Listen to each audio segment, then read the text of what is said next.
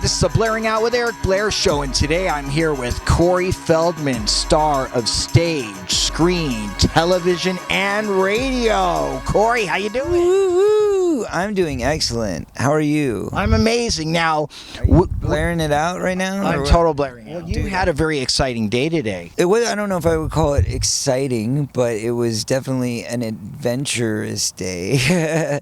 It was a day filled with many emotional peaks of highs and lows. We did some great work, but there was a lot. It took a lot, it seemed, to get that moment. You know what I mean? Like the shoot itself was like seamless, really easy, worked well, everything was nicely done, but there was a lot of different energies going on and a lot of things that kind of tried to disrupt us or tried to ruin it, or, you know, a lot of things went wrong. We had a whole group of models that we originally had booked to do this, and all of them flaked. We had like literally 3 different models flake out, and you know, we had to make a lot of last minute adjustments, and the fact that we pulled it off was kind of miraculous. So it was a stressful day, but I'm very happy with the results. Looking back, how do you think being thrust into the public eye through film and TV at the age of 3 shaped you as a person? Well, obviously, I was forced to grow up very, very quickly. I started, making business decisions, signing my own contracts, at 6 years old, 7 years old. And by 10 years old, I was reading my own contracts. I would literally negotiate and tell the agent, oh, yeah, make sure you change the language on this. And, crazy stuff that no 10-year-old should have to think about, let alone know backwards and forwards. But those don't sound like bad things. And, it's never bad to be prepared for life early on. But I didn't have a childhood, so instead I was, kind of forced to learn and study, and I didn't get to play with other kids and do sleepovers and that kind of stuff. So, I lost that, and that was taken from me, But that said, like I said, there's pros and cons, There's the assets of having all this knowledge and this information to where, I was living on my own by 15 years old. I was writing my own checks by 15 years old. I got married at 17. I did everything really, really early. But guess what? That's good news, because it means I'm still a young man, but I've got this wealth of knowledge. Where a lot of people who don't have what I've got up here until they're like 60, 70, you know what I mean? But I've got it now, and I've got plenty of time left to live and enjoy my life and make good decisions. So I'm glad that I got to make the poor decisions early on. Is there anything you would change about your life if you could go back and change it? No. I don't think, obviously I would have loved an easier, softer path. I've had, a very tough life and a very painful life. I've endured a tremendous amount of pain. Most people don't know that about me, but I had a very hard childhood and very, very hard life in general, because there's always been a struggle. But that said, and not an internal struggle, like I'm good, but a lot of struggle in, dealing with haters, dealing with the media, dealing with, people who want to stop my positive energy from shining through. I just can't help it. What you see is what you get. And I'm very enigmatic and positive, and I love people, and I love the planet, and I love animals, and I love everybody. I love plants, I love flowers, I love water, you know what I mean? I love the simple things in life, and I think that bothers people somewhat. People want to get caught up in all these little stupid details. Well, I think that suffering builds character. Yeah. And I think with that, the fact that you suffered kind of takes you out of the matrix, because everybody's living in a fantasy world, and you're like, guess what? I know reality. That's exactly it. That's why, my girlfriend, Courtney, she'll always ask me, how do you know these things? How are you so wise? And I'm like, I'm really not that wise. It's just the fact that I've been screwed over a lot. You learn from your mistakes, and you learn from other people's mistakes. You learn how to protect yourself. You learn how to create boundaries for yourself. And, older and wiser, I guess, is a true statement. And again, I got the fortune of not having to get too old before I learned it all. Do you feel that fame is fleeting? And if so, what really matters at the end of the day for you? Well, I could say fame is fleeting, but since I know no other life, I can't really say that because I've had fame my whole life. It's never ended, and I'm still here. So, 4 decades of working in this industry, I'm one of the few who are fortunate enough to do that. Now, that said, people make great projects early on, and then for whatever reason, one reason or another, the studios decide they're not worth investing in, or they're not worth continuing, to build a career for, or whatever. And the public, usually goes along with it. But there are some cases where the public does not agree, and the public stands up for what they want. And that lies the case with my career. I feel that, for me, I had some problems early on in life, and I felt like a lot of people turned their back on me, but my fans never did. And the fans have this tremendous voice. They're just so powerful, and I love them so much. And they, not only do they keep me going and light my passion and my fire to do what I do, but they also kind of rose above the studio system in a way and kept me working and kept me alive and kept me vital because, I still make several films every year. That's what I do. And I also do my music. And I've, gone from where I was just telling Maggie earlier, back in the old days, we would press a record. And even though I was with the label and even though we were putting it out in record stores, we were pressing 1,000, maybe 2,000 CDs. And that's all we would sell because I wasn't a major label artist and I didn't have hits on the radio. Nowadays, look at Spotify. We've got like 36,000 downloads on just Ascension Millennium. That's a sign of the times. Like, we're growing. We've made this connection with the fans, and they support it, and they love it, and it's hardcore.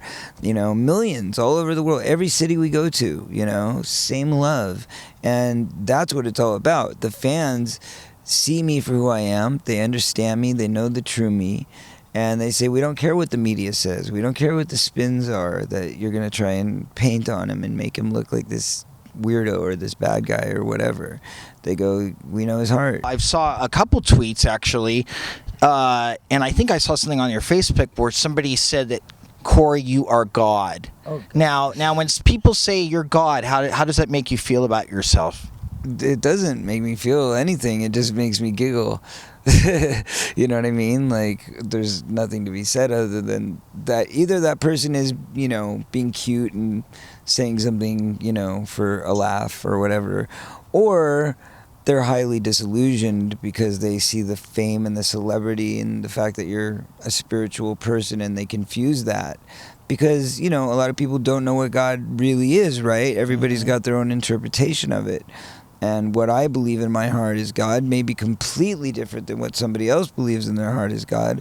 But at the end of the day, I think as long as we're all talking about positive energy and strong morality and doing the right thing and loving others unconditionally, it's all the same God, But at the end of the day, I can also tell you that people who don't have that connection or don't know what that connection is supposed to feel like, they interpret what they get from their favorite artist as a godlike experience. Now, I've gotten that experience watching Pink Floyd.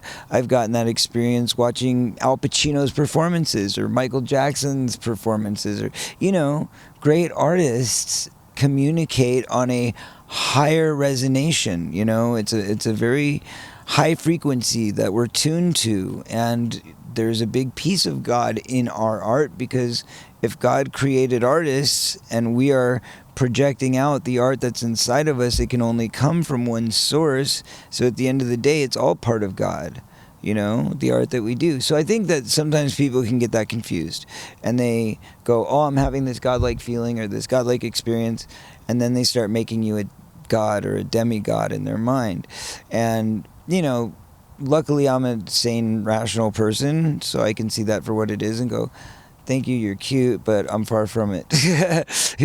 I make plenty of mistakes and can't do anything really magical, although I'd love to, but snap my fingers, no rain, sorry. How would you define the word love? Love is unconditional. That's my word for love, unconditional. People want to put love in a box. They want to think that love is something that you can own, love is something that you can possess. Love is not possession, and that is one of the great misconceptions. And you know who said it, ironically? Who said it first? Michael Jackson. Go figure. In 1977, Michael Jackson said it in the song She's Out of My Life. There's that line where he says, so I've learned that love's not possession, and I've learned that love won't wait, right? I've learned that love's not possession. He's right. Love is not possession. Have you seen true love played out in your life? Oh my God, yes. Every day. And give me an example. My son is true love. Zen. That's pure love. Nothing else. Nothing else. No hidden agendas, no score, no game, no anything. It's just he needs me and I need him, and that's just the way it is. So that's pure. Courtney is pure love. All my animals are pure love. The fans are pure love. Many close friends you may or may not know are pure love. Unfortunately, several of those have died in recent years, so a lot of the people that were a big part of my heart are no longer with us. But, you know, I am very picky when it comes to making new friends. How do you know when people really care about Corey Feldman, or they just want to attach themselves to a celebrity? I've got my process. Let's just say I've got my process. Like I've been played a lot. Let's put it that way. I was, as a kid, I didn't have a lot of friends, and people used to pick on me and beat me up, and then as I, kind of got some confidence, and it's in my book, but there's a part where I, was about to get tortured by these two seniors, and I was this little scrawny kid, and I don't know, this Hulk thing that kind of lives inside of me when I get pushed too far, and that was when I learned how to stand up for myself. And I'm not a violent person, but at the same time, don't make me go there. You know what I mean? Because if you make me go there, then I can't be held responsible. But that said, it's only on self-defense. I would never attack somebody. I'd never, you know what I mean? I'm a peace-loving man, but I will defend myself at any cost. Are you happy with the way things are going in the world today, morally and ethically? No, I think we're in big trouble. How vigilant do you have to be to protect your son Zen from this crazy world? Pretty hands-on, I'm with him pretty much 24/7 when he's here. So, based on my divorce, it's 1 week on, 1 week off kind of thing. But, the weeks that he's here, I don't go out at night. I live in security. I've got 24/7 protection. My security takes him to school in the morning. Nice. That's just... I don't mess around. That's killer. Yeah, and I don't ever bring him out to any celebrity events. You've never seen him on a red carpet. You've never seen him interviewed. You've never seen him on a commercial. Nothing like that. I keep him far away from it all, and he leads a very normal life, and that's that. Matter of fact, I won't even put a picture of him on Facebook. I won't even put a picture of him. Anything that I've ever posted is something where you can't see his face, or it's distorted, or you just see the back of him or whatever, because I don't want people really up in his business. I want him to just live a normal, happy life and get all the love and fun and adventure that I never got to have. Your life has prepared you to raise your son. The one thing I always say is that everything does happen for a reason. There's a master plan, I believe, to all of it. I believe that I'm exactly where I'm supposed to be. And that's why I don't think I need to change anything in my life. Because, like I said, it's been a very painful life. But I appreciate the love so much more. I appreciate success so much more. I appreciate opportunities. But I've also learned the most important lesson in life, which you kind of touched on a minute ago, and is realizing that materialistic things get you nowhere. Material possessions equal nothing. You can have a nice house, which I'm grateful for. You can have a nice car, which I'm grateful for. But if they were gone tomorrow, would that be the end of me? No. If I never worked again, would that be the end of me? No. I would survive. Having divine faith in a higher power, in a God, is knowing that you will always be protected. As long as you believe, you will always be protected. The power is right here. Most people don't understand this. That you visualize and create your path. You make your life the way you choose it to be. We all do. You know, we don't have that choice when we're a kid, because when we're a kid, we have other people making those choices for us. But the moment you're able to start shaping your life, as long as you craft it in your imagination the way you believe it to be, you can succeed at making that happen verbatim, to a T. What is your secret to staying sober? God. It's always God. Okay. So you lean on God. Well, of course, I have to. I have no choice, because if I think that I'm in control, then I'm fooling myself. Okay. You know, at the end of the day, I'm just grateful. I'm grateful. I'm very grateful for my life today.